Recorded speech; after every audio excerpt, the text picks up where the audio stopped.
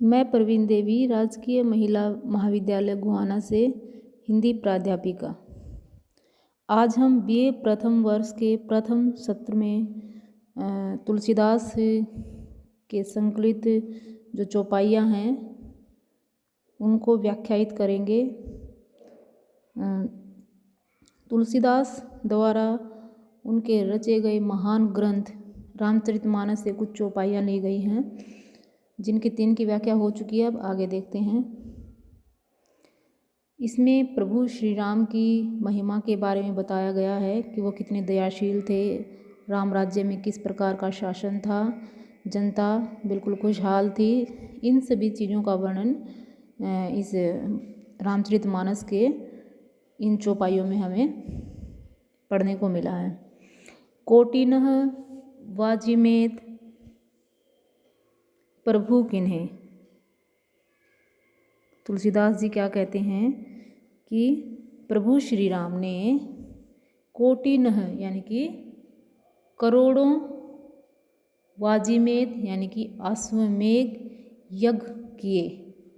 उस प्रभु श्री राम ने करोड़ों अश्वमेध यज्ञ अपने शासनकाल में किए। दान अनेक द्विजन कहें दीन है। तुलसीदास जी कहते हैं कि प्रभु श्री राम इतने दानवीर थे कि उन्होंने जब वो राजा हुए तो उन्होंने अनेक द्विजों को यानी कि पंडितों को बहुत सारा दान दिया। श्रुति पथपालक यानी कि वेदों का जो मार्ग है उसका पालन करने वाले थे श्री राम जी। और धर्म में धुरंधर यानी कि उनका कोई सानी नहीं था, उनके जैसे धर्म का अनुयायी इस संसार में कोई नहीं था।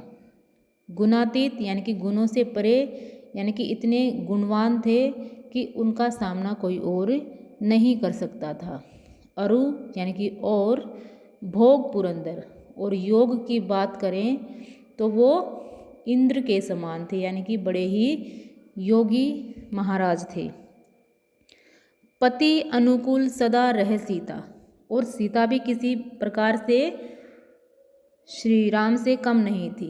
पति अनुकूल यानी कि पति के विचारों के अनुकूल ही सीता भी व्यवहार करती थी।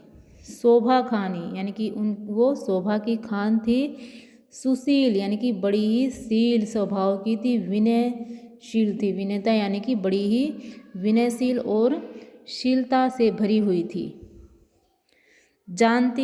वो जानती थी कृपा सिंधु प्रभुताई, वो अपने पति देव श्री राम की कृपा के सागर के बारे में सब कुछ जानती थी। सेवती चरण कमल मन लाई, और सेवती चरण कमल, और अपने पति श्री राम के चरण रूपी कमल रूपी जो चरण थे उनकी सेवा में सदैव लगी रहती थी। मन लाई यानी कि अपने मन में एक ही इच्छा रखती थी कि मैं अपने पति परमेश्वर की सेवा करूं। यद्यपि गृह सेवक सेवकिनी, सीता मैया श्री राम की सेवा करती थी, उनके चरणों में अपना स्थान मानती थी। यद्यपि उनके राज्य में, उनके साम्राज्य में अनेकों सेवक और सेवकिनी यानी कि दास और दासियां बहुत सारे थे। विपुल सदा सेवा विधि गुनी, और वो सभी सेवक और सेविकाएं, दास और दासियां विपुल सदा सेवा विधि अनेक प्रकार के तौर तरीकों से, विपुल यानी कि बहुत ज़्यादा तौर तरीकों का उनको पता था कि किस प्रकार से हम अपने राजा की, अपने स्वामी की सुरक्षा कर सकते हैं, कैसे उसकी सेवा कर सकते हैं। फिर भी सीता मैया क्या करती थी? निज कर ग्रह परिचर्चा करही। फिर भी सीता माता निज कर यानी कि अपने हाथों से घर के सारे कार्य करती थी। रामचंद्र आयसु अनुश्रयी, रामचंद्र की आयसु यानी कि आज्ञा का अनुसरण करती थी, अनुपालना करती थी। जेहि विधि कृपा सिंधु सुख मानई। तुलसीदास जी कहते हैं कि जेहि विधि यानी कि जिस प्रकार से कृपा के सागर श्री राम को सुख मिलता था वो सुख मानते थे, यानी कि जिन बातों से, जिस व्यवहार से श्री राम को आनंद की प्राप्ति होती थी, सुख की प्राप्ति होती थी, सोई कर यानी कि उसी प्रकार की सेवा माता सीता उनके लिए करती थी। कौशल्यादि सासु गृह माही, तुलसीदास जी कहते हैं कि घर में, घर परिवार में उनकी कौशल्या आदि सास भी मौजूद थी। सेवक सबन्ही मान मदनाही, यानी कि जो श्री राम हैं उनके अतिरिक्त भी सीता मैया, कौशल्या आदि जो उनकी सास घर में थी, सेवई सबन्ही, उन सभी की भी सेवा करती थी और उनमें किसी भी प्रकार का मान यानी कि कोई अभिमान नहीं था, मद, उनमें किसी प्रकार का कोई घमंड नहीं था। उमा रमा ब्रह्मादि वंदिता, उमा यानी कि पार्वती, शिवजी अपनी पत्नी अर्धांगिनी जो पार्वती माता हैं उनको कहते हैं कि जो लक्ष्मी माता थी, ब्रह्मादि जो देवता हैं, ब्रह्मा आदि जो देवता हैं, वो किसकी पूजा करते थे, किसकी आराधना करते थे? लक्ष्मी की। उसी प्रकार से यह संसार भी इस माता सीता को माता लक्ष्मी के अवतार के रूप में देखता है और जगदम्बा संत मणि निंदिता, और इस संसार में इस जगदम्बा माता सीता की कोई याचना, कोई अवहेलना, कोई निंदा नहीं करता है। जासु कृपा कटाक्षु सुर चाहत चितौ ने सोई, जासु कृपा यानी कि जिसकी कृपा को पाने के लिए सुर यानी कि देवता लोग उसके आगे पीछे डोलते थे, उसकी तरफ देखते रहते थे कि कब हमारे ऊपर माता लक्ष्मी की कृपा हो। चितौ न सोई, और वह लक्ष्मी माता उन देवताओं की तरफ देखती भी नहीं थी। उसी प्रकार से सीता मैया भी अनेक प्रकार से अपनी पति के चरणों में उनकी सेवा में लगी रहती है और किसी की तरफ भी सहायता के लिए वो उनसे कोई याचना नहीं करती हैं। तो यहाँ पर माता सीता को उस लक्ष्मी का ही अवतार माना गया है, उसी के समान उसका स्थान माना गया है। राम पदारविंद, राम पदारविंद यानी कि उनके जो पद हैं, पैर हैं, वो किसके समान हैं? अरविंद यानी कि कमल के समान है। जो राम हैं और उनके जो चरण हैं वो कमल के समान है। रति करती यानी कि उनमें लगी रहती है, रति यानी कि रमा रहना, करती स्वभाव ही खोई, और यही उनका स्वभाव है और उसी में अपनी शोभा मानती हैं सीता मैया। तो यहाँ पर सीता की महिमा के बारे में बताया है कि वो किस प्रकार से दयाशील हैं, सेवाशील हैं, विनयशील हैं और अपने पति परमेश्वर के चरणों में ही अपना स्थान मानती हैं और उनकी सेवा को ही सबसे बड़ा धर्म मानती हैं। बालरूप कवितावली बालकांड से, ये जो पद्यांश हैं हमारे, ये कवितावली के बालकांड से लिए गए हैं। अवधेश के द्वारे सकारे गई सुत गोद के भूपति ले निक्षे। तुलसीदास जी कहते हैं कि अवधेश के द्वारे, अवध एस यानी कि अवध के राजा के द्वार पर जब मैं गई, सकारे यानी कि सुबह सुबह प्रातः काल में जब मैं अवध के राजा के द्वार पर गई, सुत गोद के भूपति ले निक्षे, उसी समय जो वहाँ के राजा दशरथ हैं वो निकलते हैं। सुत गोद लई, अपने पुत्र को गोद में लिए हुए वो बाहर निकलते हैं। एक सखी दूसरी सखी से कहती है कि जो बाल राम है, शिशु राम हैं, वो जब बिल्कुल छोटे थे तो उनके पिताजी दशरथ उसको लेकर के गोद में बाहर निकलते हैं। एक सखी दूसरी से कहती है कि जब मैं सवेरे सवेरे अवध के राजा के घर के द्वार से निकल रही थी तो मैंने ये दृश्य वहाँ पर देखा। अवलोकी हो सोच विमोचन को। अवलोकी यानी कि उनको देख करके, उस दृश्य को देख करके सोच विमोचन को, कि वो राम है, वो सोच विमोचन, विमोचन यानी कि उसको हरने वाले, उसका निवारण करने वाले, सोच विमोचन यानी कि चिंताओं का हरण करने वाले श्री राम ठगी सी रह गई। कि जैसे ही मैंने उस दृश्य को देखा कि राजा दशरथ ने बाल राम को, छोटे बालक राम को अपनी गोद में लिए हुए हैं, तो मैं ऐसे दृश्य को देख करके ठगी सी रह गई। जे न ठगे धिक से, और जो लोग उस दृश्य को उस दृश्य को देख करके ठगे से नहीं रहे, उनको धिक्कार है। एक सखी दूसरी सखी से कहती है कि मैं धिक्कार करती हूँ उन लोगों को जिन्होंने उस सुंदर नज़ारे को नहीं देखा, उस बाल राम को नहीं देखा। तुलसी मन रंजन रंजित अंजन नैन सुखंजन जातक से। तुलसीदास जी कहते हैं कि मन रंजन, मन को मोहने वाले हैं, आकर्षित करने वाले हैं। रंजित अंजन, उन्होंने जो अपनी नैनों में काजल लगाया है, अंजन दिया है अपनी नैनों में, वो बड़ा ही सुंदर लग रहा है। नैन सुखंजन जातक से, और सुखंजन खंजन पक्षी के बच्चे के समान उनकी आँखें अब प्रतीत हो रही हैं, बड़ी ही सुंदर लग रही हैं। सजना शशि में समशील उभय नवनील सरोरु है से विकसे।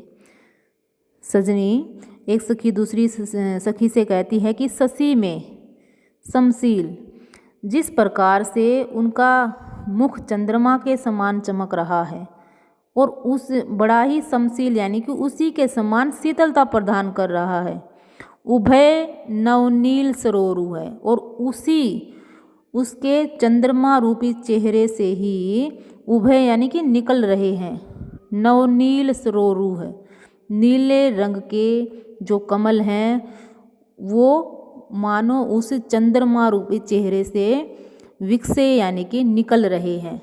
उनका मुख चंद्रमा के समान बताया है, और उनके जो नैन हैं, उनकी नैनों में जब काजल उन्होंने लगाया है तो ऐसा लग रहा है कि मानो चंद्रमा के अंदर से दो नीले कमल निकल रहे हैं, खिल रहे हैं।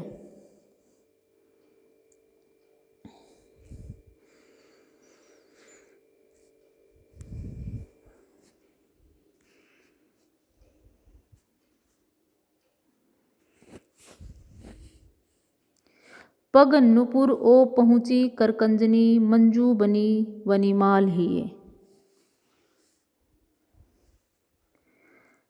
पग नुपुर, उन्होंने अपने पैरों में घुंघरू बांधे हुए हैं। बाल श्री राम के पैरों में घुंघरू बंधे हुए हैं। औ यानी कि और, पहुँची करकंजनी, करकंजनी यानी कि कमल के समान हाथों में, पहुँची यानी कि पहुँची बंधी हुई है, राखी बंधी हुई है। मंजू बनी मणिमाल हिए, और उनके हृदय पर, हिए का अर्थ होता है हृदय, और उनके हृदय पर जो मणियों की माला है वह बड़ी ही मंजू यानी कि सुंदर बनी हुई है, बड़ी ही शोभायमान हो रही है। नवनील कलेवर पीत झंगा, नवनील कलेवर, और उनका जो शरीर बड़ा ही श्याम रंग का है। कलेवर यानी कि उसकी शोभा बड़ी ही श्याम रंग की है। पीत झंगा, उसके ऊपर उन्होंने पीले रंग का लंबा कुर्ता यानी कि पीले रंग का चोला पहना हुआ है। झलके पुलके नृपु गोद लिए, और उस बाल श्री राम को गोद लिए हुए जो नृप हैं वहाँ के दशरथ, वो उसको गोद में लिए हुए बड़े ही पुलकित हो रहे हैं, बड़े ही खुश हो रहे हैं। अरविंदु सो आननु, उनका जो आनन है, मुख है श्री राम को, वो अरविंद के समान है यानी कि कमल के समान है। रूप मरंदु, और उनका जो रूप है वह मकरंद के समान है। आनंदित लोचन भृंग पिए, और उनको देखने वाले लोग वो बड़े ही आनंदित हो जाते हैं, लोचन भृंग पिए। और जो भी उनके नेत्र हैं वो किसी भंवरे से कम नहीं हैं, और मानो उनके जो भंवरों के समान नेत्र हैं वो उनके मुख रूपी पराग का, मकरंद का मानो रसपान कर रहे हैं।